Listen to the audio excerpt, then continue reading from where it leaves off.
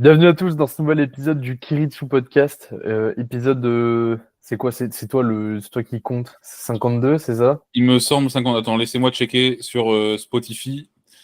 Nous sommes à l'épisode numéro 52. Voilà, Voilà. donc épisode 52 qui n'a pas de thème particulier. On va surtout parler de plusieurs choses. Sera intéressant de développer certains trucs. Un peu de toxicité sur la fin, un peu de violence psychologique. Et avant ça, on va un petit peu discuter de où on en est un petit peu, nous, dans nos entraînements, et ça nous permettra de développer surtout, je pense, la plus grosse partie, ça va être autour de la blessure, puisque, bon, toi, actuellement, t'es pas blessé, mais tu as eu quelques petits pépins sur les, allez, 2-3 derniers mois. Moi, je viens de me blesser bêtement, et du coup, ce sera un peu l'occasion de voir certaines notions. Déjà, comment vas-tu et où en es-tu actuellement dans ton entraînement? Alors, je vais très mal. Je vais très très mal parce que je suis obligé d'abandonner mon, mon gras en fait pour le bien-être de l'humanité. Non, non, plus sérieusement, ça va bien. Je suis actuellement en cut pour ma compétition du coup le 21 septembre. Énième tentative de qualification pour les championnats de France qui va se solder ou non par un échec. Euh, L'échec en question, c'est pas de faire un total, c'est d'être au poids. Exactement. Donc voilà, objectif 7,70 minimum pardon. Bon, déjà le faire, ça sera déjà pas mal. Donc entre 2,70 et 2,80 en squat, entre 190 et 200 au bench et entre 290 et 300 au terre. Après le reste, c'est Dieu qui donne, comme on dit. Euh, Comment ça se passe l'entraînement? Le premier bloc post-comp a été un petit peu catastrophique, forcément parce que on a dit load de beaucoup, mais Pas en assez. fait pas assez. Squatter 210, c'était déjà trop lourd en fait. Pour un bouc Donc qui squatte 270. voilà, ça c'est aussi quelque chose, c'est que moi j'ai besoin de deload extrême, mais extrêmement extrême, pardon. C'est-à-dire que si je squatte plus de 180, en fait, je ne récupère pas. Ouais, le terre, Euh, c'était le pire, hein. Genre et le, terre 2,20 alors que tu terre 2,90, c'était trop. ouais, et sur une série dans la semaine, hein. Donc voilà, le bench, bon, ça continue à lancer comme d'habitude, donc c'était cool.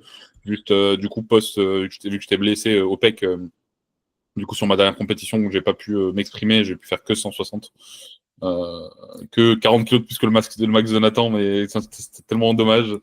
Euh, je m'étais refait une élongation.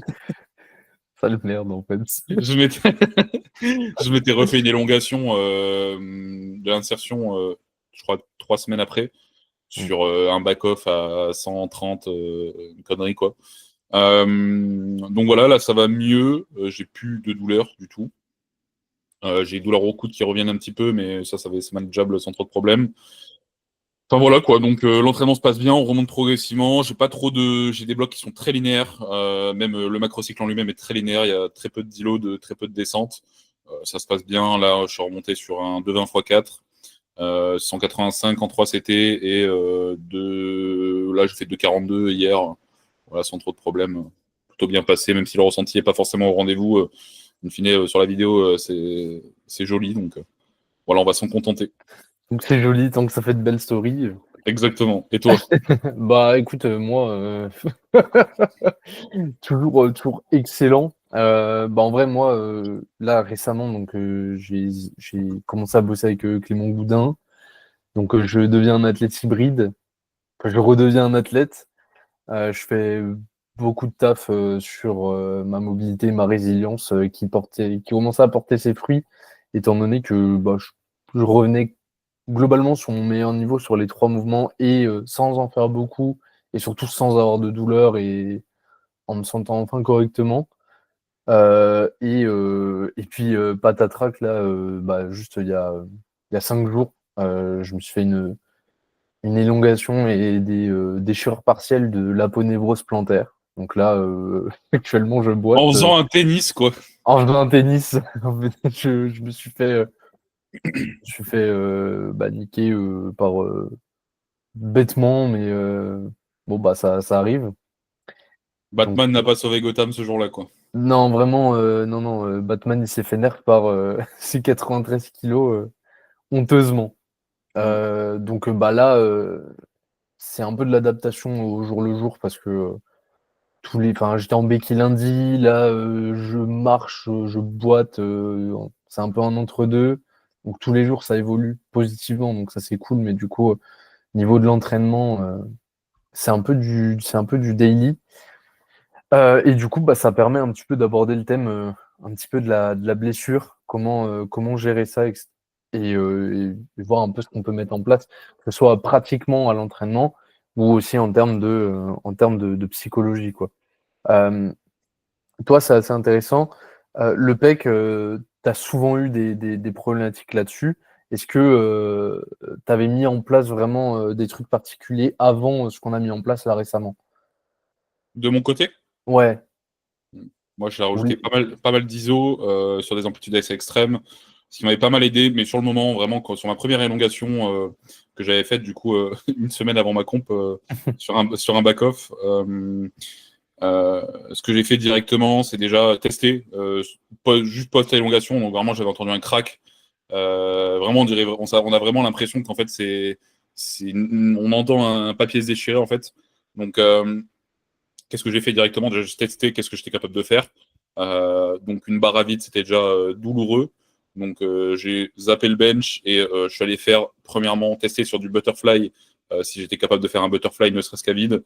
Donc, sur une grosse adduction, pas possible. Euh, donc, enfin, c'était possible, mais c'était douloureux, même très, très léger. Donc, ce que j'ai fait progressivement, c'est que je me suis mis un protocole de pompe sur les genoux parce que je pèse quand même 130 kg, j'en pèse pas 60, donc forcément, une pompe, c'est comme si je benchais 120 kg directement. Donc, j'ai commencé par des ISO à très haute amplitude, enfin, sans trop d'amplitude en tout cas, donc avec très peu Alors, mise en d'abduction. position de départ, en gros. Voilà, c'est ça. Et progressivement, je fais des tempos du coup de 10 secondes de descente, 10-15 secondes, où je m'arrêtais plus ou moins tous les 10 centimètres pour maintenir en fait pendant 3 secondes. Donc je faisais quasi des ISO d'une minute en fait dans cette position-là, justement pour réadapter. Et à chaque fois que je sentais que ça commençait à arriver au niveau de la gêne, je stoppais là et je recommençais en fait. Et je faisais ça peut-être, donc je faisais peut-être 3, 4, 5 séries de 1 minute comme ça. Et je le faisais 2 à 3 fois par jour. Donc je faisais ça, plus des gros afflux sanguins du coup avec des butterfly élastiques. Ça me permet forcément, vu qu'il y a l'amplitude d'étirement selon comment on place l'élastique est bien réduite, ça permet aussi de limiter un petit peu la douleur sur l'amplitude qui est douloureuse. Donc j'envoyais un maximum de sang. Au bout de déjà le lendemain, je pouvais rebench 70. Le surlendemain, je pouvais rebench 120. Le surlendemain, je pouvais rebench 150 en bloc. Et à la compète, j'ai bench 160 avec une douleur 1 sur 10. Mais bien sûr, j'ai pas voulu pousser trop parce que déjà, j'étais full désentraîné. Mais j'avais pas envie de me bloquer en fait pour 8 mois à vouloir faire une réhab derrière. Dans tous les cas, tu n'aurais pas bench ce jour-là 190 Voilà, c'est ça. enfin, J'aurais pu bench 180, 185 sans trop de problèmes, je pense. Mais quel prix, ouais. à quel prix? Voilà. Donc voilà, je pense que c'est important de mettre pas mal de mouvements. Là, Nathan, de toute façon, ce qu'il a fait, c'était pas mal de mobilisation plantaire. En fait, quand vous faites mal quelque part, ce qui va être intéressant, c'est d'essayer de, bien sûr, en restant dans des amplitudes qui au début sont peu douloureuses, essayer de voir quelles amplitudes sont douloureuses, quels mouvements sont douloureux. Essayer d'abord de travailler dans des amplitudes qui ne le sont pas pour commencer à qui est de la vascularisation, qui est un afflux sanguin parce que les nutriments sont dans le sang, donc ça va vous permettre de rapidement récupérer déjà un minimum de degrés de mobilité et progressivement derrière essayer d'aller dans des amplitudes qui sont douloureuses, mais de manière très progressive, tout simplement parce que ça vous permettra en fait de juste bouger en fait dans l'ensemble dessus et au fur et à mesure faire de l'incrément un peu comme une surcharge progressive d'étirement. Généralement, c'est ce qui fonctionne bien. Les protocoles sont pas, t'as pas besoin de faire Ouais. des trucs exotiques, déjà faire ça. Ouais, clairement. Même sur un... En fait, le but, c'est d'essayer de déterminer généralement quel est le pattern, enfin, quel est le pattern le plus proche de ce que tu fais en comp qui est possible de faire avec une douleur sub 3-4 sur 10, tu vois. Donc, admettons, je sais pas, t'as mal au genou, je prends une douleur de genou, tu peux pas faire. Enfin, non, on va prendre une douleur au pec, tu vois. Genre, bench, c'est pas possible. Tester Qu'est-ce le qui est le spoto. plus proche d'un bench comp que tu peux faire et tu Tu pars du décrémentes plus spécifique et ouais, et tu tu, décrémentes jusqu'à trouver le mouvement, bien sûr, en restant dans pourquoi t'as mal, est-ce que c'est en bas, est-ce que c'est au-dessus, etc. Mais sur un bench, tu pars du comp, spoto, bloc, DC halter, chest press, Ouais. etc., butterfly, etc., etc. Et tu décrémentes progressivement. Et à côté de ça, tu intègres de la mobilité spécifique et en fait, du pump. Le truc qui marche bien, c'est juste grosse ISO, gros tempo et du pump. Ouais. Foncièrement, c'est dormir, manger plus de protéines s'il faut. Mm. Et puis voilà, quoi. Ouais, ouais, ouais. Et après, ce qui est assez intéressant, c'est toujours aussi d'essayer de déterminer, tu vois, pourquoi tu te blesses. Parce qu'une blessure, ça sort jamais de nulle part. Il y a toujours une explication à pourquoi tu te blesses. C'est jamais le hasard qui fait que tu t'es blessé. Là, en l'occurrence, tu vois, ce qu'on a fait aussi, parce que là, c'est le court terme, tu vois, c'est à court terme, c'est tout de suite essayer de remettre du mouvement et donc mettre en place ton protocole. Ça, c'est le premier point. Il y a le fait de checker aussi ces facteurs externes. Ça, c'est le très court terme, c'est ce que tu mets directement en place. Après, il faut aussi se poser et se dire, OK, bah, pourquoi j'en suis arrivé à me blesser? Et qu'est-ce que je vais faire pour que ça n'arrive plus? Tu vois, en l'occurrence, toi, qu'on a mis en place derrière, au-delà de retravailler la mobilité de ton pec et la résilience de tes tissus et Blessure remettre en exceptionnelle charge là-dedans. progressivement, c'est aussi switcher un peu la manière dont on organisait ta semaine. On a retiré une fréquence au bench parce que ben, on se rend compte que tu benches 190, donc même une fréquence sub-max, c'est une fréquence qui est À 130, traumatisante. 140. Ouais, c'est une fréquence qui est traumatisante. Donc, avoir quatre fréquences, au bout d'un moment, tu les pousses, ça devient trop traumatisant. Mais après, avoir une quatrième fréquence pour bench 90, il n'y a pas trop d'intérêt. Est-ce que finalement, tu n'as pas intérêt à plus bench 3 fois par semaine, que tes fréquences soient peut-être plus stressantes, mais que tu aies plus de jours entre les deux? Et au final, là, ça a l'air de pas mal fonctionner parce qu'entre bah, le passage à trois fréquences, tu benches quand même 185 en 3 CT assez rapidement. Et puis à côté de ça, t'as plus trop de gêne au pec et tu regagnes en tolérance, mais qui fait du 6-2-0 au bench alter à 60, quoi. Donc, Ah, c'est le problème aussi, c'est que quand on est fort, c'est beaucoup plus compliqué ouais, de trouver des manières. En fait, la programmation devient plus compliquée parce que vu que ne serait-ce qu'une série de squats, par exemple, une série de bench, une série de terre devient bien plus stressante, physiologiquement parlant, euh, essayer d'ajouter du stress de manière très faible. Quand un athlète, on essaie de le faire passer, j'en sais rien, il est à 90 points de stress, on doit le faire passer à 92 points de stress pour le faire progresser. Bah, ces 2 points de stress sont compliqués à atteindre. Bon, là, c'est pour donner l'outil de mesure, mais ils sont compliqués à atteindre parce que même une série sub-max, j'en ai un mec qui squatte 3,20 par exemple, comme Ilyes, je lui mets un squat sub-max à 2,50 ou même 2,20, 2,40, bah, ça reste 2,20, 2,40, 2,50. Et bah, à la fois, c'est c'est à pas 95 au lieu de 92, quoi. ça ne sert à rien en fait. C'est que du coup, il vaut mieux trouver d'autres manières d'augmenter le stress, accessoires, ou derrière, trouver moyen d'augmenter le stress via du spécifique, mais à la fois voir si au niveau des facteurs externes, il n'y a pas moyen de booster la capacité de récupération pour être capable d'encaisser ce stress-là. Je donne l'exemple du cardio, par exemple. Je donne l'exemple et ça, c'est un truc qui est ultra sous-estimé, c'est augmenter son apport en protéines. Et il y a et en fait, je remarque chez beaucoup de power, enfin beaucoup de mecs qui font de la force, les mecs ne font absolument pas attention à leur apport enfin à leurs macronutriments, déjà à leur diète en général, à leur apport calorique en général, à leur apport en protéines. Sauf qu'en fait, au-delà de l'aspect est-ce que je vais prendre du muscle ou est-ce que je vais pas en prendre, il y a l'aspect est-ce que tu vas récupérer, est-ce que tu vas pas récupérer. Donc ta capacité de récupération sera limitée parce que tu vas encaisser du stress, tu n'auras pas les ressources nécessaires pour récupérer de ce stress-là. Ton corps n'a pas les acides aminés en fait concrètement pour récupérer. Donc en fait, tu vas accumuler des dettes de stress tout le temps enfin des dettes de fatigue physiologique parce que ton corps n'a pas les ressources pour réparer ces choses-là. Et du coup, t'accumules, et voilà ce qui se passe. Alors, ça ne demande pas d'avoir 6 grammes de prot au kilo poids de corps, mais par contre, essayer d'avoir au moins 1,5 grammes, déjà, ce sera déjà pas mal. Et il y a beaucoup d'athlètes qui n'ont même pas ça. Moi, j'ai beaucoup d'athlètes qui ont 1 gramme de protéines par kilo de poids de corps. Et tu demandes d'augmenter ça, ne serait-ce que de 20 grammes dans la journée, tu as l'impression de demander la lune, en fait. Les mecs vont te dire attends, mais moi, je suis pas un athlète, je suis pas un athlète international, j'ai pas besoin de ça.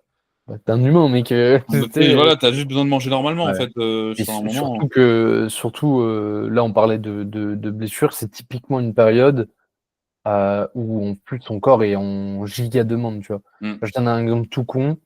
Du coup, moi, vu que j'ai le pied qui est baisé, je suis passé de 18 000 pas en moyenne par jour à si je faisais 3 4 000, c'était bien.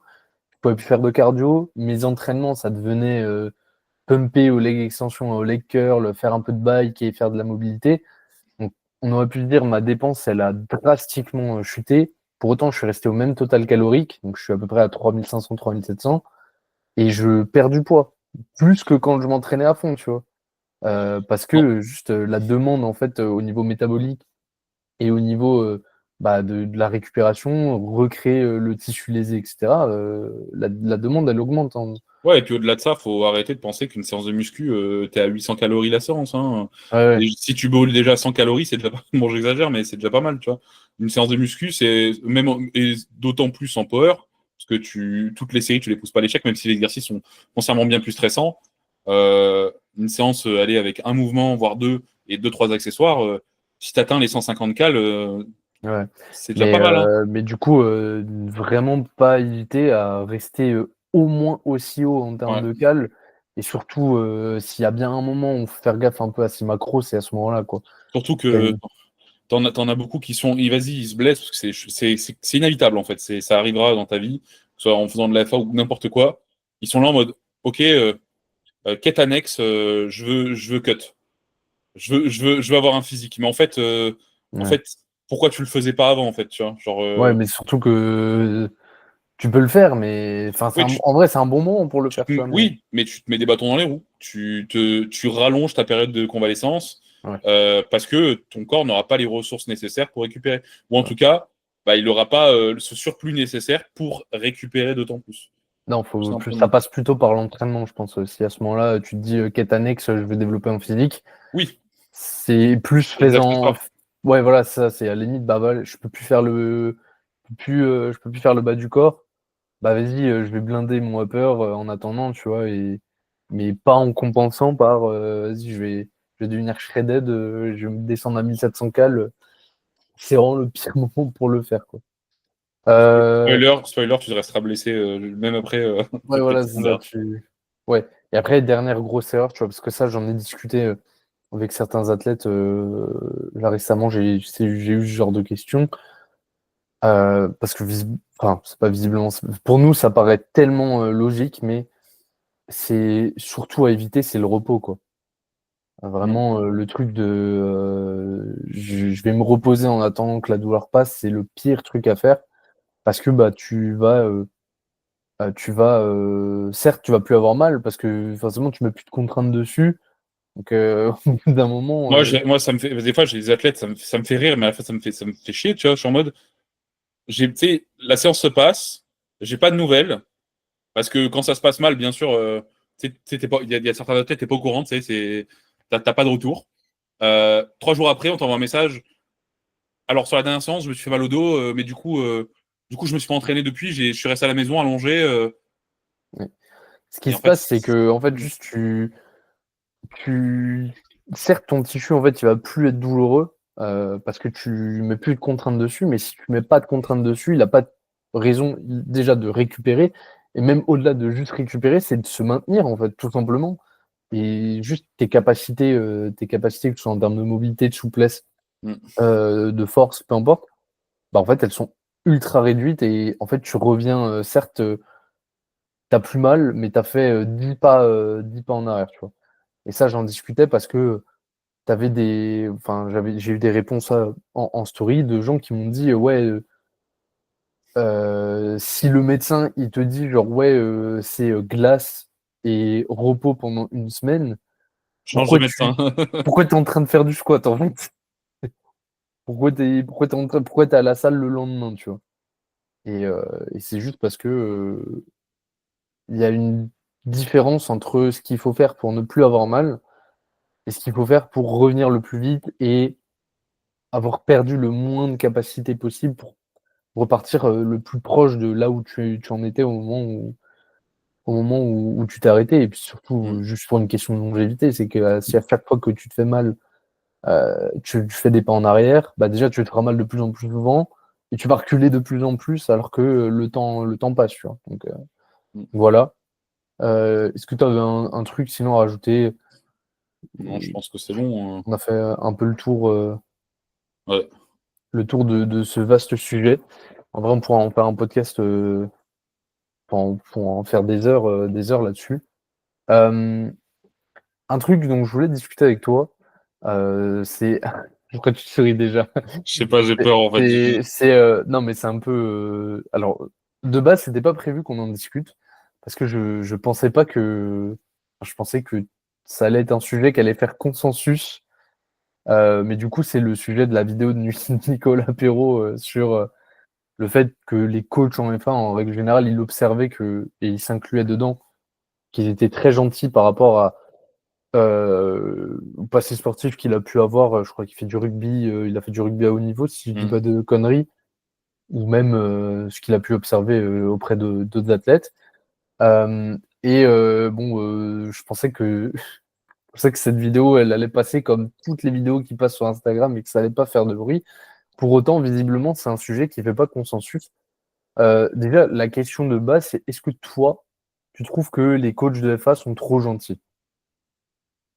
Moi, je suis très d'accord avec ta story. Bon, voilà pour la story que tu as mis, en gros, comme quoi, déjà sur l'aspect purement employeur-employé, est-ce que le coach est en CDI, est-ce que le coach il a sa clientèle, etc. C'est un freelance, entre guillemets, etc. Forcément, le coach, il n'a pas envie de perdre son client, donc il n'a pas envie de dire de faire mal, en fait. Sauf qu'il y a des moments, enfin, quand je dis faire mal, c'est-à-dire de dire ce qui va réellement pas et qu'est-ce qui réellement bloque l'athlète potentiellement dans sa progression. Euh, Moi, j'ai été trop gentil à l'époque, euh, pas forcément, enfin, dans l'aspect où j'avais du mal à vraiment rentrer dans l'athlète. C'était il y a 5-6 ans, ça, mais j'avais vraiment du mal à rentrer dans l'athlète en lui disant, mais tu fais de la merde, tu vois, genre à un moment, ressaisis-toi, ce qui, à mon sens, est nécessaire de temps en temps. Et forcément, depuis maintenant, ça s'est bien amélioré. J'ai aucun mal à le faire, que ça plaise ou que ça plaise pas. Je veux dire, j'ai aucun athlète qui n'en a pas bénéficié positivement derrière, parce que je suis pas là à insulter l'athlète en lui disant t'es de merde. Tout dépend qui. Mais non, je rigole. Mais non, je pense que c'est nécessaire de temps en temps. Oui, je pense que les coachs en général sont trop gentils par peur de perdre leurs clients. Surtout vu que la majorité des coachs, vu qu'il y en a de plus en plus, démarrent leur activité ou une activité qui est assez qui a déjà forcément du mal à se lancer aussi Ouais, ou là-dessus. c'est juste pas leur activité principale. Voilà, ils ont peur en fait de juste perdre en revenu, hein, c'est con, mais c'est le cas. Et donc, oui, ils ne disent pas ce qui réellement va pas. Et forcément, quand on a une clientèle un peu plus développée, qu'on a plus de demandes de coaching, etc., forcément, parce on a plus d'athlètes, ça devient moins difficile à le faire, entre guillemets. C'est plus Euh, un coaching prêt. voilà, moi, la personne, en fait, à un moment, je vois que la personne, c'est pas que ça me casse les couilles de travailler avec elle, mais en mode, je fais des choses, je mets des choses en place, et je vois que la personne ne suit pas ce que je demande. Enfin, plein de choses, et que tu as beau lui expliquer de plein de manières différentes, tu lui rentres dedans une fois, deux fois, trois fois. Quand je dis rentrer dedans, bien sûr, c'est pas insulter la personne, c'est lui expliquer quels sont les mécanismes qui l'empêchent de progresser, notamment quand c'est sa faute et que c'est lui qui ne met pas les choses en place. Moi, à un moment, je décide d'arrêter le coaching, c'est déjà arrivé. Euh, de mon côté. Euh, Parce qu'à un moment, en fait, je suis pas là pour me prendre la tête avec des gens qui ne sont pas prêts à faire des, entre guillemets, à mettre en place ce qu'il faut. Moi, je ne force pas les gens à le mettre en place. Si les gens n'ont pas envie de le mettre en place, c'est leur problème, quoi. Mais que derrière, le problème, c'est que quand ils ne font pas les choses, mais qu'ils viennent quand même se plaindre que Ouais. les choses ne se passent pas. C'est ça la problématique qu'il y a. Bon, je me suis un peu éparpillé, mais oui, je pense que beaucoup de coachs sont trop gentils, ce que je peux comprendre. Mais il faut comprendre que on gagnera en fait être, euh, à être un peu plus à rentrer dedans des fois avec ses athlètes quand ils font les choses mal, parce que l'athlète te paye pour progresser, il te paye pas pour lui lustrer les baloches, quoi, entre guillemets. Mais Ouais. Je suis assez d'accord. La problématique, je pense aussi, c'est de prendre le problème à l'envers. C'est que faut pas oublier que en tant que coach, la raison pour laquelle le mec t'emploie, c'est de le faire progresser. Et en fait, ce qui, je pense que vraiment fondamentalement, ce qui va faire que ton athlète va te garder ou pas, c'est pas que tu le rentres dedans ou que tu le rentres pas dedans, c'est est-ce qu'il progresse ou pas.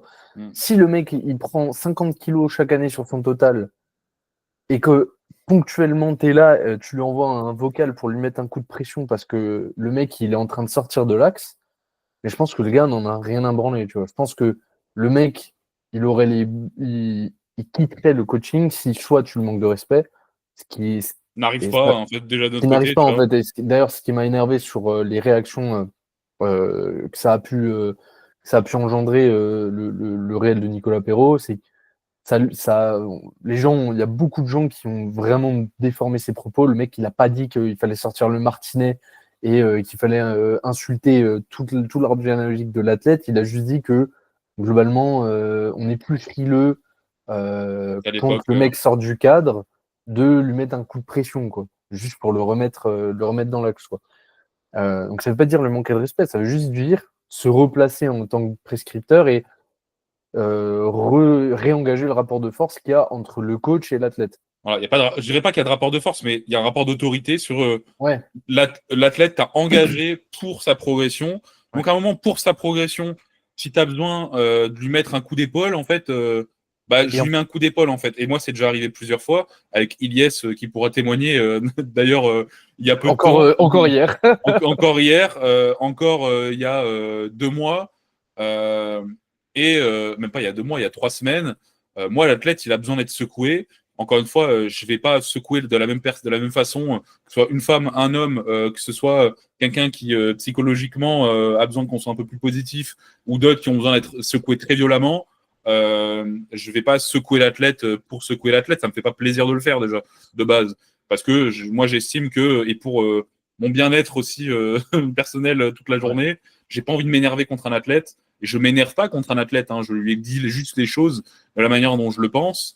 L'athlète il fait de la merde, je vais lui dire tu fais de la merde pour telle raison. Moi ça me plaît pas. Si tu mets pas ça en place, tu n'atteindras pas tes objectifs que tu t'es fixés.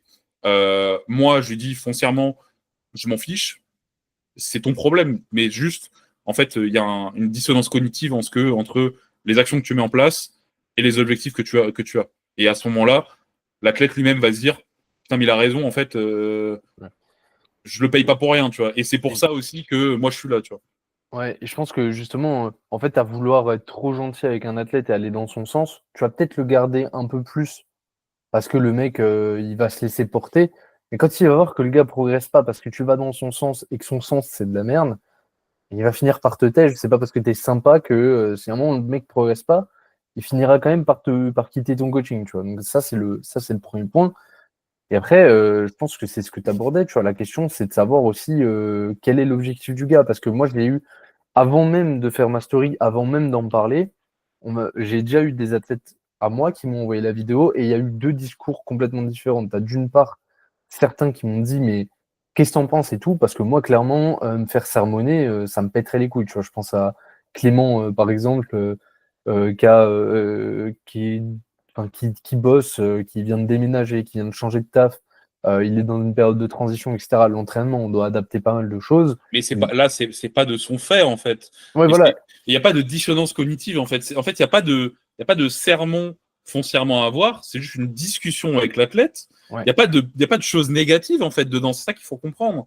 C'est ouais, que on explique juste à l'athlète quand c'est nécessaire et quand l'athlète en fait, c'est vraiment quand l'athlète te dit il y a ça qui va pas, mais qu'à la fois pourquoi ça va pas? Parce que lui-même ne met pas les choses en place. C'est là que le entre grandes guillemets sermon intervient, ouais. c'est que l'athlète a une énorme, bon je répète 3 fois le mot, mais dissonance cognitive dans ses actions et ses objectifs et ce qu'il met en place. L'athlète qui, moi j'ai des athlètes, le mec peut pas rate une séance par mois ou 2 séances par mois, je sais pourquoi, parce qu'il travaille ou je ne sais quoi, j'adapte, c'est mon boulot de le faire. L'athlète est en train de déménager ou il est en vacances, je vais pas lui dire t'es vraiment un branleur, t'es parti en Grave. vacances, mais Mais en fait, c'est son droit d'aller en vacances. En fait, il me paye pas pour l'empêcher de faire des choses. Il me paye pour le faire progresser malgré les contraintes qu'il a. Voilà. Là, la problématique, c'est pas ça. La problématique, c'est l'athlète qui se plaint mais ne met pas les choses en place. C'est ça la problématique. Et c'est là où ça intervient, à mon sens. Ouais. Et du coup, ouais, effectivement, genre, tu vois, Clément, il y a souvent ce running gag de genre son nombre de pas, tu vois, le mec, il est hyper clair sur le fait qu'il pourrait faire plein de choses mieux que ça, tu vois. Donc, si à un moment ça se passe pas bien, j'ai pas besoin de le sermonner en mode mec, t'es raide, t'as mal au dos, etc. Mais Tu, est-ce que t'as bougé ton cul de ta chaise? Je vais pas lui dire ça parce qu'il le sait très bien, tu vois. J'ai pas besoin de lui dire. Je dis, ok, bah ouais, juste contextuellement, c'est pas étonnant, tu vois, et on passe à autre chose, tu vois, on essaie d'adapter. Et à l'inverse, j'ai eu des athlètes enfin, qui eux sont plutôt dans un aspect compétition, qui m'ont dit, moi, ça me choque pas et tout. Je prends là, du coup, c'était Nathan avec qui j'avais cette discussion. Mais lui, typiquement, le gars, il a rejoint le coaching. C'était pour faire, enfin, il était qualifié aux France, il voulait faire les France. Le mec me parlait de faire des trucs à l'international, etc. Bah lui, il y a plein de fois où j'ai dû lui envoyer des vocaux en mode, mais mec, tu me parles des France, tu me parles de ci, tu me parles de ça. Je te dis pas overshoot, je te mets des fourchettes, tu mets 20 au-dessus en hurlant dans ta cabane. Bah mec, en fait, t'es le clown de service, tu vois. Et c'est pas un manque de respect, c'est juste on recadre, mais c'est par rapport à lui aussi, ce qu'il a envie, tu vois, ce qu'il a envie de chercher, ce qu'il met en place, tu vois. et la manière dont on fait le sermon, ça va aussi dépendre du mental de l'athlète. Moi, je vais pas faire le même sermon à X personnes, à Ouais. Ilyes, par exemple, que je vais le faire à, j'en sais rien, une athlète, parce que c'est ce qui arrive le plus souvent, c'est que les athlètes féminines, malheureusement, sont plus susceptibles de temps en temps sur certaines choses, notamment sur ça. Et bah, je vais pas le faire de la même façon. Je vais essayer d'aborder le truc en mode, potentiellement, tu pourrais mettre ça, ça, ça en place. Tu les as pas mis en place, donc potentiellement, c'est peut-être ça qui va créer ça. Par contre, Ilyes, ça fait la 5e fois que je lui dis. À un moment, je lui rentre dedans, que ça lui plaise pas. C'est pas mon problème en fait. Le mec est là pour progresser, il est pas content. Ciao. Et de la même manière, ce qui est très important, c'est qu'en tant que coach, je pense qu'il faut toujours avoir sa conscience pour soi. Moi, je vais jamais aller embrouiller un ou une athlète si j'estime que de mon côté, j'ai pas tout fait ce qui était possible, C'est j'ai ça. pas fait tous les bons choix. Je prends le cas, je mettais juste avant une story sur le cas de Louane, avec qui on a d'abord progressé au bench, puis après on a stagné, etc. Parce que j'ai fait des choix en termes de programmation. On a testé un truc, ça n'a pas fonctionné. À la fin du cycle, quand elle a sa single test et que ça se passe pas bien, je vais pas lui faire un vocal en lui disant mais ma pote, c'est de la merde. Ouais, et puis T'aurais pu faire ça mieux, ça mieux, ça mieux. Pourquoi? Enfin que ça, voilà. que ça se passe pas bien, c'est normal. Je veux Ouais, dire, c'est des choses qui arrivent. C'est pas. En fait, c'est ça qu'il faut comprendre, c'est que on fait, même si j'aime pas dire le mot sermon parce que je trouve ça vachement négatif, mais on a une conversation de ce genre-là avec un athlète, pas parce qu'il a échoué quelque chose. L'échec, ça fait partie aussi de la progression, tout à fait. mais à l'inverse, parce que il a échoué parce que lui-même n'a pas fait les choses, n'a pas mis les choses en place pour arriver à faire ce qui était prévu, alors que Il dit foncièrement, qu'il faisait tout. il dit qu'il faisait tout, alors que c'est pas le cas. Voilà. Et bon, je reprends le cas d'Iliès, parce que je l'ai cité 25 fois, parce que de toute façon, il le sait. Euh, il, il s'est fait mal à l'épaule, sauf que ça fait 6 mois que j'ai pas reçu une vidéo de bench, et alors que techniquement ça va pas, et qu'il y a plein de choses qui vont pas, il s'est fait mal, je lui ai dit, ah, c'est bien, mais ça t'apprendra à pas m'envoyer de vidéo. Derrière, j'ai fait les adaptations qu'il faut. J'ai mis en place ce qu'il faut pour relancer le cycle. C'est relancé, son bench va au bout de 2 semaines, tout allait bien.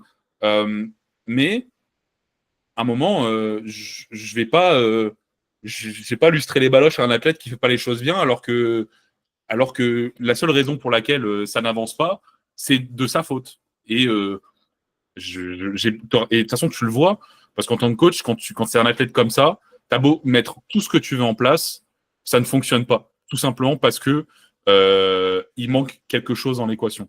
Et que c'est quelque chose dans l'équation que tu ne peux pas apporter. Un coach, un athlète, c'est 50-50. Hein. C'est pas l'athlète 10% et le coach 90%. Ouais. J'aurais même tendance à dire que c'est surtout c'est surtout l'athlète La qui doit faire le grosse part, travail. c'est surtout l'athlète, tu vois. Non, mais c'est ça, mais quand je te dis, je veux dire, c'est une collaboration, quoi. Ouais, Je veux c'est dire, bien sûr. c'est pas le coach, il a dit de faire ça, ça veut dire que peu importe ce que je mets, ça va bien se passer. Non, tu dois faire la partie du boulot la plus importante, tu vois. Donc, mets-toi-y, tu vois.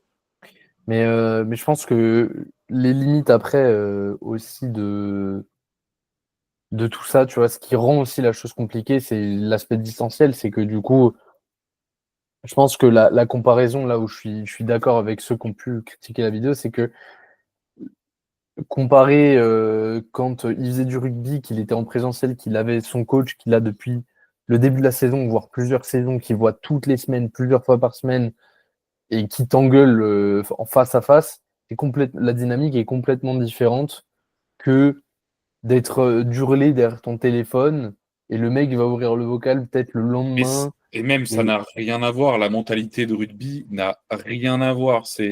En fait, Ah bah après, c'est le rugby, mais c'est dans plein de sports, tu vois, genre c'est ça, mais dans n'importe. tous les sports, déjà dans tous les sports co, même dans les sports individuels.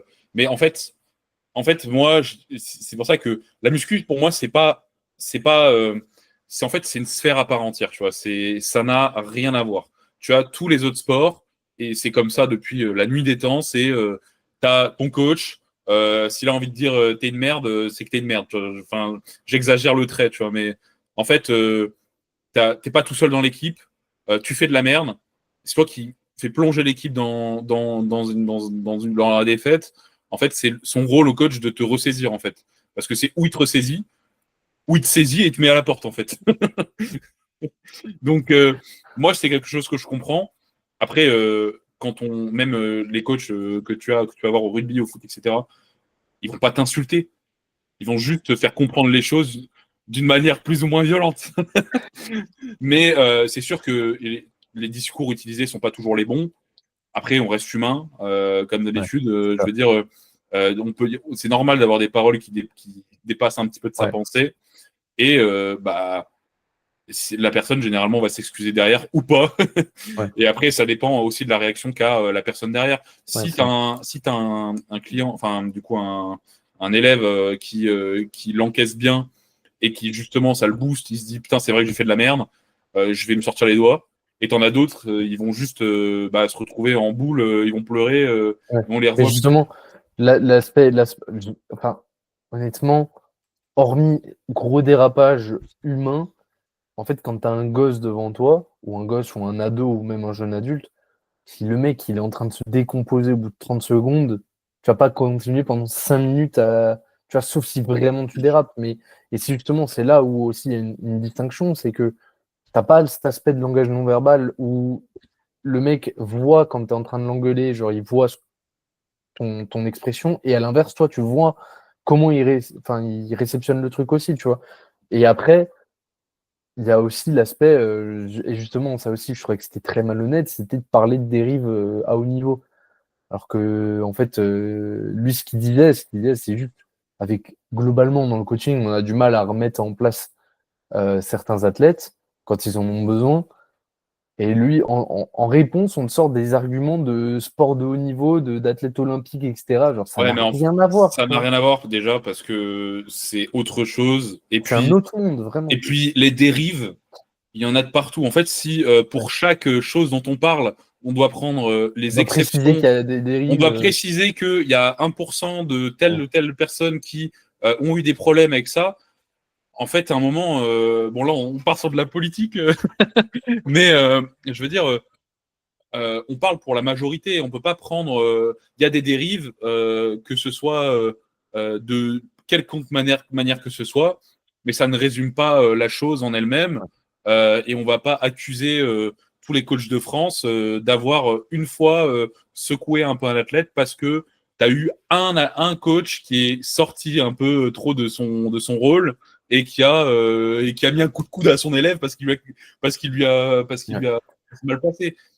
C'est pas comme ça qu'il faut faire les choses. On va pas faire l'apologie de quelque chose parce qu'il y a eu un élément sorti de son contexte qui a fait quelque chose, quoi. Et je pense, tu vois, genre souvent, moi, je mets vachement en avant que l'AFA et dans mes coachings, au-delà de faire progresser l'athlète, j'ai envie que le mec, humainement, il grandisse, tu vois. Ben, je pense que ça fait partie aussi de ça, tu vois. Moi, je sais que je suis probablement biaisé par mon cas, mais quand j'étais jeune, ado, etc., j'étais un sale con. Il y a des fois, j'ai pris des énormes branlées, et même et devant mes parents, hein. Il y a eu jamais eu de problème, hein. J'ai pris des énormes branlées, et mes parents, dans la voiture, ils en remettaient une couche, parce que j'étais un énorme sac à merde et un petit con. Et bah, je méritais de prendre une branlée devant tout le monde, et c'était humiliant, et je me faisais sortir du terrain s'il fallait. Mais aujourd'hui, bah, je pense que ça m'a servi et j'en vois les bénéfices. Et je pense que c'est jamais rendre service à quelqu'un que de jamais lui rentrer dedans. Et c'est pour ça que, et c'est un truc qui a été mal pris dans ma story par certaines personnes, je disais, je pense qu'aujourd'hui, les jeunes ils sont incapables de le tanker parce qu'aussi, ils sont éduqués de façon hyper aseptisée et ils sont éduqués dans leur petite bulle où ils prennent jamais de branlée. Et du coup, ils deviennent juste fragiles, en fait. Mais fragiles Attends, au sens disclaimer, c'est pas des choses qui se passent avec nos athlètes, hein. Je pense de... que, non, je veux dire, on n'est pas là à saccager nos athlètes ou, Non, pas du tout. mais je pense Parce que qu'on est à distanciel, mais je serais coach, je pense que je serais coach d'une équipe ou un truc comme ça, mais des fois je mettrais des énormes branlées, tu vois, il y aurait aucun problème, j'aurais aucun problème de conscience, j'aurais aucun problème de conscience à mettre une énorme branlée. J'ai été animateur en centre aéré pendant c'était mes jobs d'été quand j'étais oui, mais ça étudiant. veut pas dire tabasser ton élève, tu vois, je veux dire. Ça veut pas dire tabasser mon élève, mais si à un moment il faut que je le remette en place et que je lui mette un coup de pression, le coup de pression sera mis, tu vois. Mais ça veut pas dire manquer de respect, ça veut pas dire être violent physiquement, ça veut pas dire insulter la personne, mais c'est juste, Lui faire comprendre ouais, s'il faut, s'il faut qu'il a fait de la merde. recadrer la personne, il faut recadrer la personne, tu vois. Et ça, moi personnellement, c'est mon opinion, mais je pense que je suis intimement convaincu que ça ne, Après, ça ne en fait, si le gars t'en arrive à le traumatiser, c'est que humainement, t'as été trop loin. Mais normalement, si tu euh, utilises les bons mots, en fait, tu peux saccager une personne en utilisant les bons mots. En fait, c'est ouais. sans être violent. En fait, tu peux juste redresser quelqu'un en étant totalement normal. En fait, c'est Mais juste. moi, j'ai plein d'exemples, tu vois. À un moment, Anaïs, qui post-compétition pour essayer de se qualifier aux France, qui avait raté sa qualif et tout, elle avait eu un gros moment de réflexion où elle savait pas si elle avait envie de continuer la FA ou pas. On en avait discuté. Moi, je lui avais dit les choses ouvertement comme je le voyais. En gros, le message, c'était ça fait 1 an et demi que tu fais de la FA et t'as pas tes minima et tu penses à arrêter, c'est dommage. Parce que si à chaque fois dans la vie, t'arrêtes un truc qui te plaît juste parce que t'as eu fait face à un échec, bah dans ta vie, t'avanceras jamais. Parce qu'à chaque fois qu'il y aura un obstacle, au lieu d'essayer de trouver un moyen de passer dessus, de le contourner, bah, tu vas juste arrêter. Et c'est dommage. Ça veut pas dire que je lui ai manqué de respect, je lui ai pas mal parlé, juste je lui ai dit Et ouvertement ce que j'en pensais. au final, qu'est-ce qui se passe Spoil, maintenant? Elle a progressé. spoil, elle a progressé, elle est beaucoup plus impliquée dans ses séances et elle a continué à la FA, tu vois. C'est un exemple parmi d'autres où si j'étais allé dans son sens et que je lui avais dit ah bah oui, je comprends vraiment, putain, c'est trop chiant, t'as loupé ta comp, t'as pas tes minima, ah, je comprends, c'est mieux, arrête, fais autre chose. Bah super, elle en serait où aujourd'hui? Elle ferait peut-être un autre sport qui lui plaît pas et dans Elle un aurait, an, elle arrêtera pour un autre et ainsi de elle suite, aurait tu vois. peut-être acheté des Oka et elle serait en train de faire de la course à pied, quoi. Donc ouais, je pense que c'est ouais, c'est un non-débat et ça a été monté un peu en mayonnaise pour pas grand-chose parce que en réalité, je pense que dans le fond, tout le monde a très bien compris ce qui voulait être dit et tout le monde est globalement d'accord sur le fait que c'est pas parce qu'il y a des dérives par moment et des violences psychologiques que dans l'absolu, c'est ce qui est défendu et que ça en fait une mauvaise chose aussi de juste. Ça ne minimise pas, bien sûr, ce qui a pu se passer à tel ou tel endroit, mais à la fois, ça ne veut pas dire que c'est ce qui se passe en fait, tout le temps, en fait. Ouais. C'est juste Et ça. je pense aussi qu'à un moment, si vraiment si te prend- si te prendre si un vocal WhatsApp pour te dire que tu fais pas ce sur quoi tu t'es engagé et que tu es en train de passer à côté de tes objectifs parce que tu fais de la merde, si ça te met au fond et c'est déjà une épreuve dans ta vie, bah bon courage parce que la vie c'est un peu plus dur que ça, quoi. Je pense que ça va être un peu plus compliqué pour tout l'extra sportif, quoi. Que ce soit dans la vie conjugale ou, Ouais. Ouais, ou ou professionnel. Ouais. professionnelle. Ouais. Ouais, parce que je pense que vraiment, au niveau professionnel, le monde est bien plus dur que ça. Oh que oui! Donc ouais. Est-ce que toi, tu as des trucs à rajouter, soit sur ce thème, soit est-ce qu'il y a un autre thème qui te vient, vu que c'est un peu l'épisode fourre-tout, où on parle de tout, Hmm, non. Moi, je suis venu en touriste, hein, comme à chaque podcast, hein, de toute façon. Donc, pas de trucs spicy, c'est bon. qui est spicy, qu'est-ce que j'ai fait? Si, j'ai fait mon petit post. Bon, ça reste dans les retours. C'est vrai, tout à fait, très bon Euh, post. Très bon post feedback. En gros, justement, je discutais un petit peu, enfin, j'exposais ma vision sur le C'est marrant, il feedback. y a plein de coachs qui ont republié. Visiblement, ils en ont gros sur la patate. Bizarre, il y a une vingtaine de coachs qui ont republié. Enfin bref, où je disais que le rien à signaler, en gros que ton coach que ton coach ne te dise rien ou tout du moins juste relève le positif. Donc quoi, c'était quelque chose de positif et pas de négatif. Et comme quoi, il y avait un petit peu ce truc de certains coachs, même de, je pense, énormément de coachs qui cherchent en fait à combler un vide via un retour technique. Et c'est ce que je disais, et on en a déjà discuté dans pas mal de podcasts où je donne l'exemple parlant que j'ai, c'est Mazen, par exemple, au bench, qui depuis Vraiment, on que. va croire qu'on a trois athlètes. On parle tout le temps de Non, l'IS et mais je Mazen donne l'exemple de et Lilou, Juliette.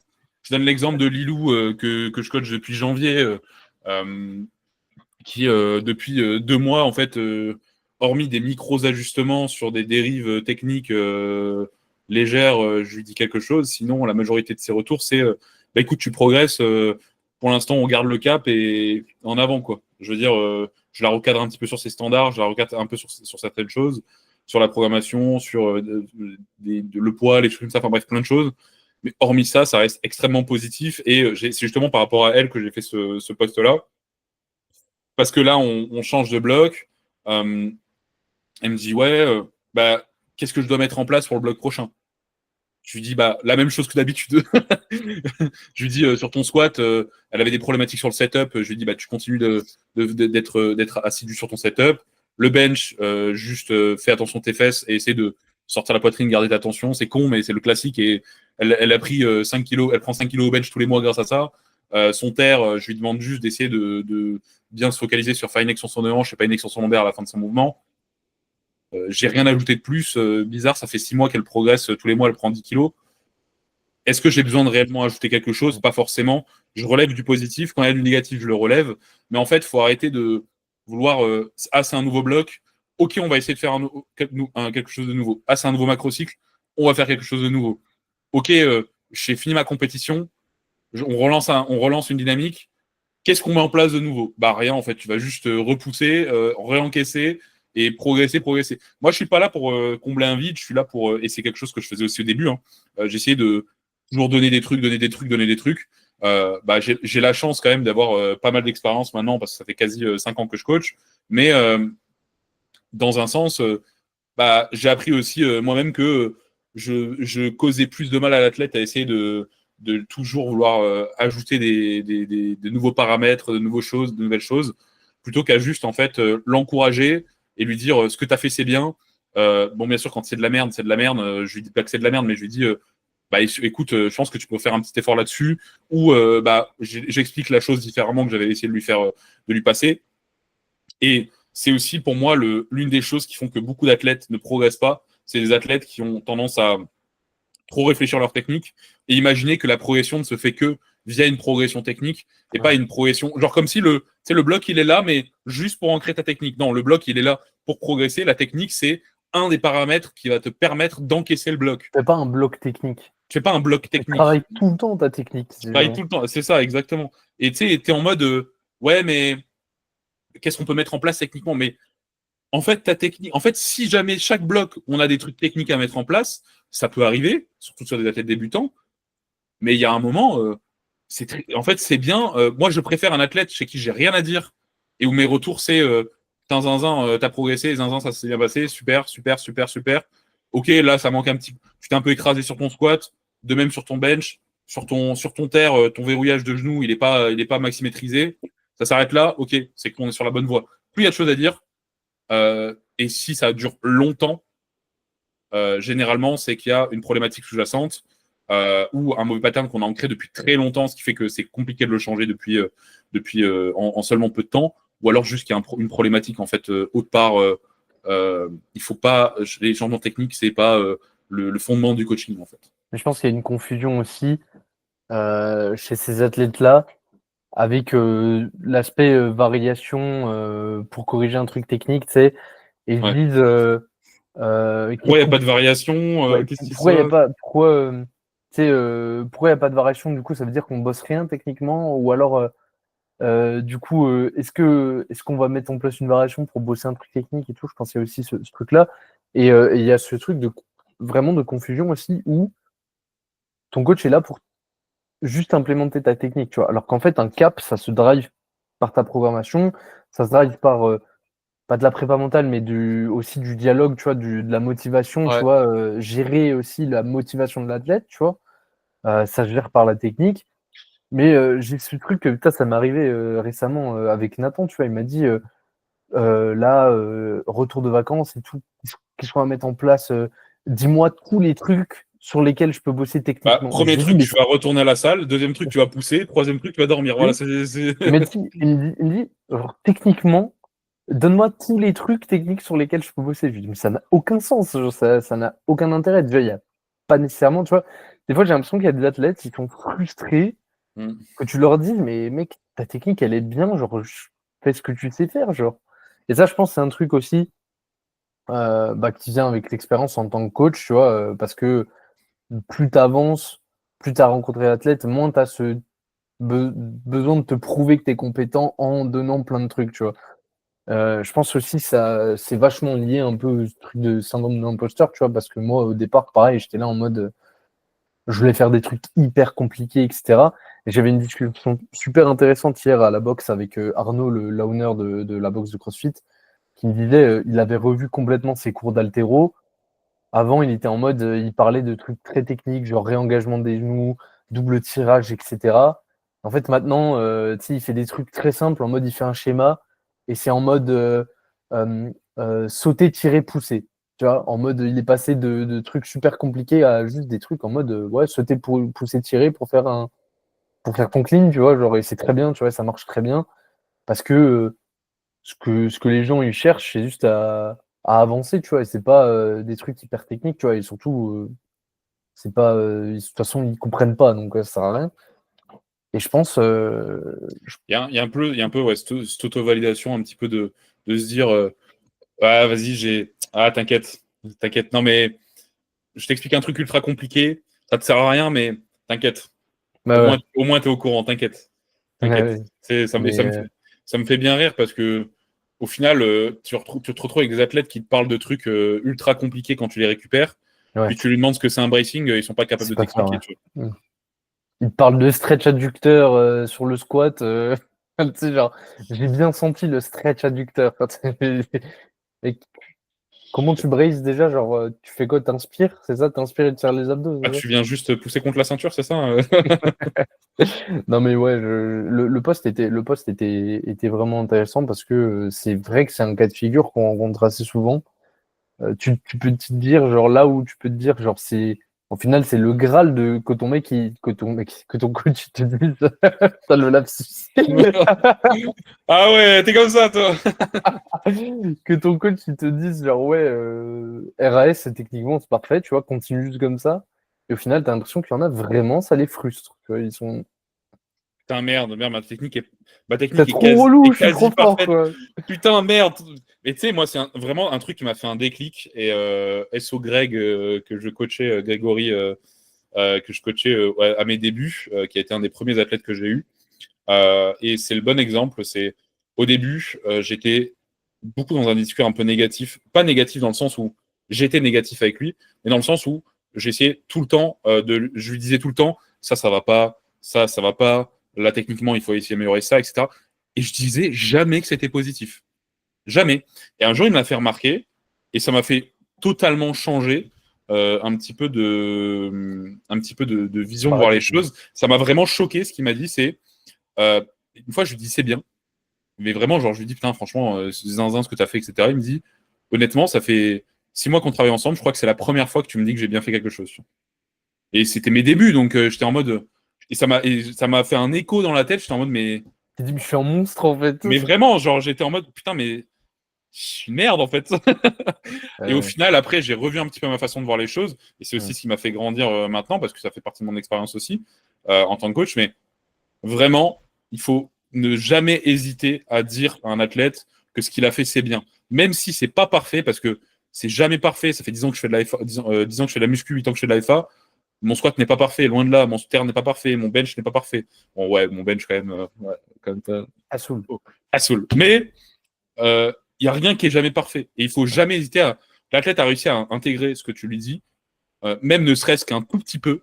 Hésite pas à lui dire putain, franchement, c'est pas encore parfait, t'es pas encore sur ce qu'on veut exactement, mais tu vas dans la bonne direction et franchement, je suis super content, super fier de toi. Moi, maintenant, je le dis très souvent à mes athlètes que je suis très fier d'eux. Et c'est pour ça, ça fait un très discours motivation, mais et je pense que c'est pour ça aussi que ça permet aussi de créer une bonne relation avec ses athlètes.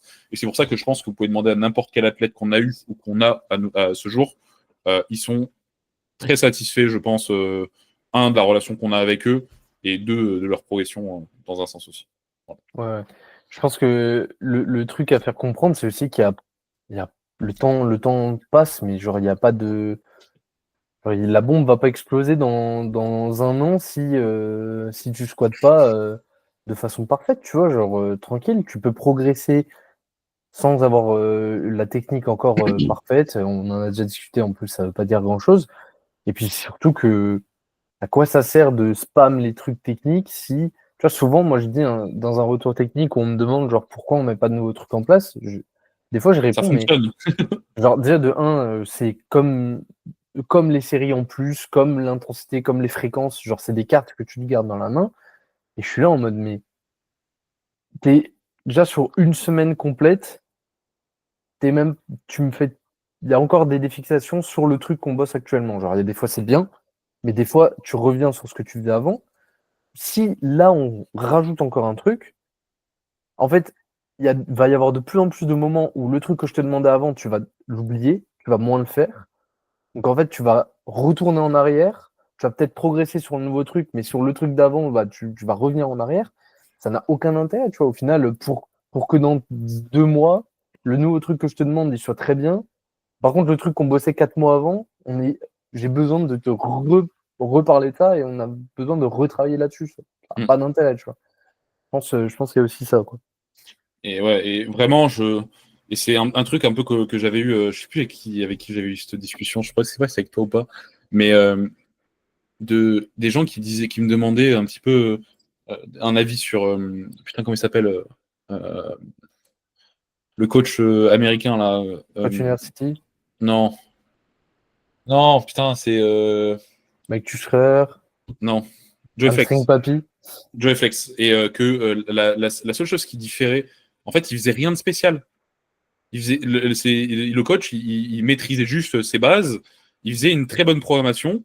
La seule chose qui changeait en fait entre un coach et lui, c'est que lui, en fait, il savait quand dire à l'athlète que c'était bien, et inversement quand c'était moins bien, tu vois. Et justement, arriver à faire ces micro-modifications-là.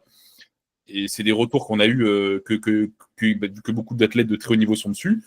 Et je ne sais plus avec qui j'ai eu une discussion qui était coachée par lui, mais c'est la seule chose qui différait. Bon, bien sûr, c'est un excellent coach, donc il a une capacité d'analyse bien plus poussée. Il n'y a pas juste le fait de, OK, c'est un coach lambda et c'est juste parler à son athlète. Non, pas forcément. Il y a plein de choses d'autres qui rentrent en compte. Mais C'est un bon manager, en fait. C'est un très bon manager. voilà, c'est ça. Et c'est ce qu'il faut apprendre à faire, c'est à savoir quand pousser l'athlète et à savoir quand juste intégrer quelque chose d'autre. Et au lieu de garder juste le cap.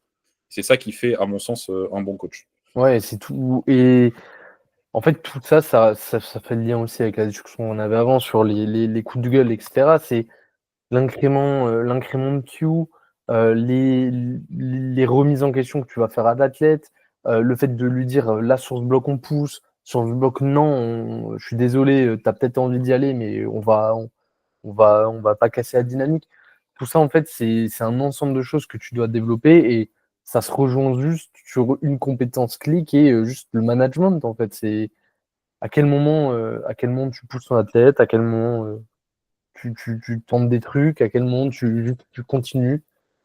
Et c'est ça, au final, qui fait que ta relation se passe bien avec le mec, quoi. Voilà. Et le problème, c'est que il y a certains athlètes qui attendent toujours d'avoir des modifications, toujours avoir des trucs nouveaux, des trucs comme ça, de progresser extrêmement vite, de toujours faire les choses très rapidement, très rapidement, très rapidement. Et c'est la raison pour laquelle ils progressent pas. C'est que quand tu veux faire les choses vite, bah ça fonctionne pas. Il faut faire les choses bien, il faut pas les faire vite. Ça peut aller plus vite pour certains, moins vite que pour d'autres. Et tu l'as un peu aussi, t'en as aussi parlé dans le cas de Luan, où tu disais, en fait, elle a juste pas abandonné à la moindre difficulté, tu vois. Ok, pendant 4 mois, son bench a pas bougé. Bah en fait, bizarre, on a fait un macro, ça a pas fonctionné. On a réadapté, on a analysé les données. Bizarre, ça a fonctionné. Bah ouais, bah en fait, si c'est dur, ou j'ai pas progressé sur tel mouvement, ou oui, j'ai une période de stagnation comme absolument tout le monde l'a, même ton athlète préféré, à moins qu'il soit sous à Navarre plus je ne sais quoi, il a des périodes de stagnation. Ouais. Et bah, ça fait partie du process. Et si si tu abandonnes et que tu changes de coach à chaque fois que la progression ralentit un petit peu, bah, bonne chance parce que en fait tu resteras un éternel intermédiaire, pardon. Ouais, clairement.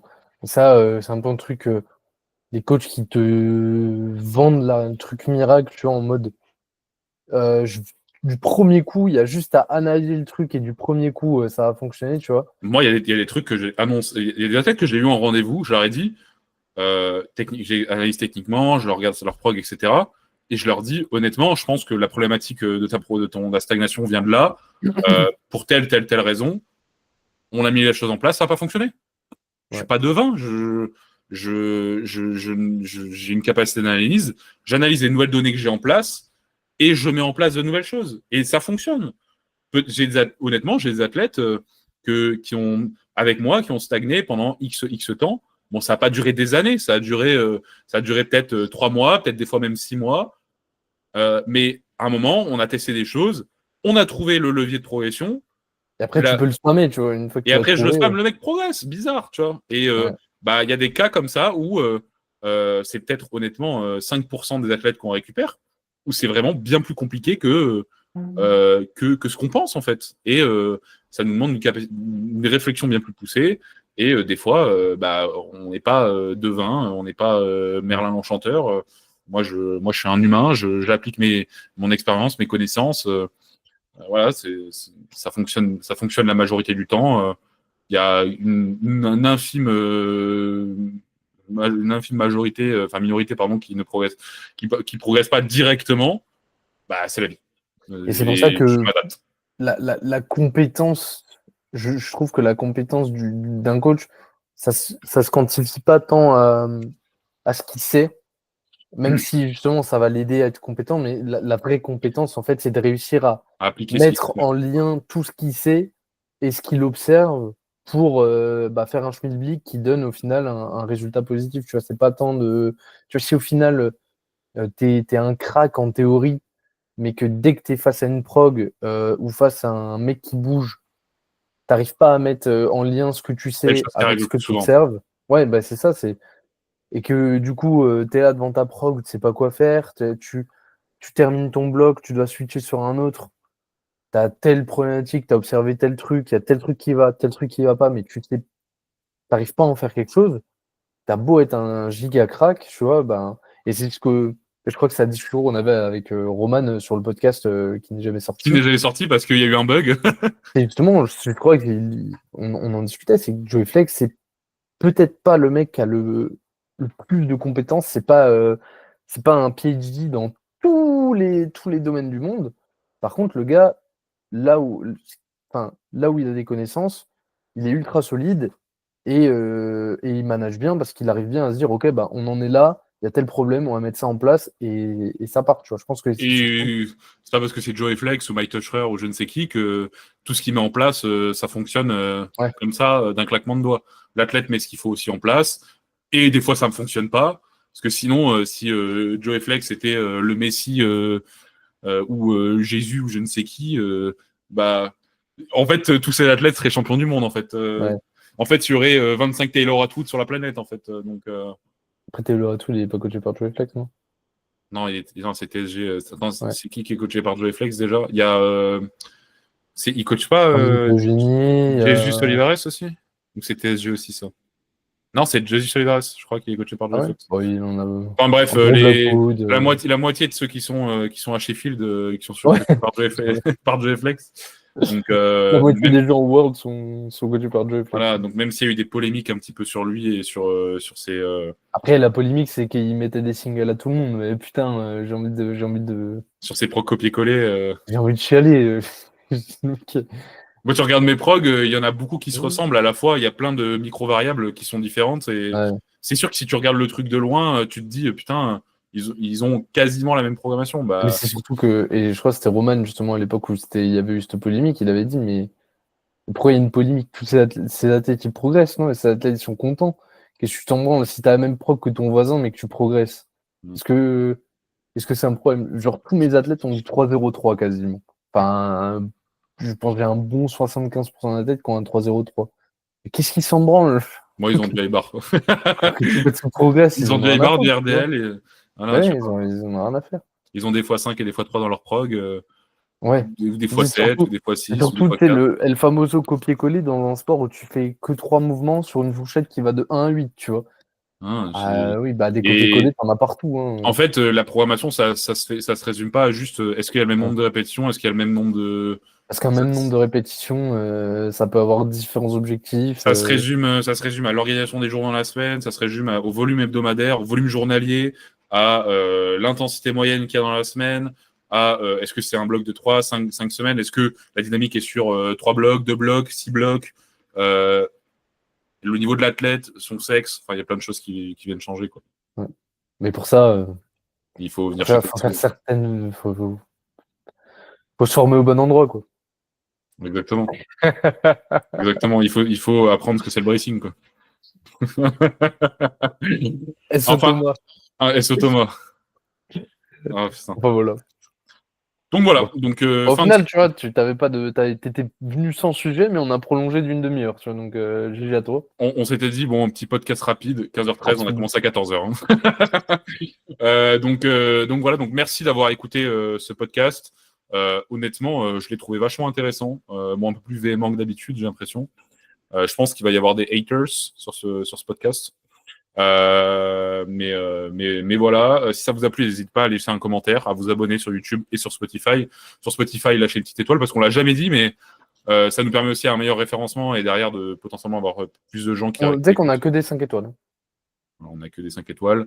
Sur 13 notes, mais on n'a que des 5 étoiles. Exactement. Sachez que 1% des podcasts passent le 20e épisode. On en est à 52. Le 20 ouais, je sais pas, c'est 10 épisodes, je crois. Même moins. 5 épisodes, non, même. Je sais pas, bon. On s'en bat les couilles, en gros. On va demander à Grok. Non, mais voilà. Yo, Grok Commence pas, ça s'est bien passé pour l'instant. Non, mais voilà, un petit j'aime, un petit follow, une petite étoile. Voilà. Et si jamais vous voulez des coachs qui sont investis dans votre programmation, dans votre progression, pardon, et qui n'essayent pas de combler un vide, envoyez-nous un petit DM ou directement sur le lien en bio de ce podcast ou sur notre page, que ce soit Kiritsu Srens, Nathan Huns ou Nathan KST, aka le best coach en fait de France, en fait. Voilà. Non, donc voilà. Donc n'hésitez pas si vous avez d'autres questions ou quoi que ce soit. Vous voulez même des fois on a des personnes qui viennent nous envoyer des messages pour avoir des questions qui passeront dans les prochains podcasts aussi. Donc n'hésitez pas. Et parce que on s'est jamais fini, hein, on continue toujours les enchérissements. Je sais pas comment ça se dit, mais on s'est compris. Voilà, la surenchère. Voilà, mais je suis coach, hein, je suis pas prof de français. Kiritsu sur NutriPure, voilà, pour que je puisse m'acheter du collagène pour ma compétition, pour pas m'arracher un coude, s'il vous plaît. Non, code Kiritsu, KIRITSU, donc sur NutriPure, vous avez moins 10% sur votre première commande. Vous pouvez changer 25 fois d'adresse mail, ça fonctionne. Et puis voilà, quoi.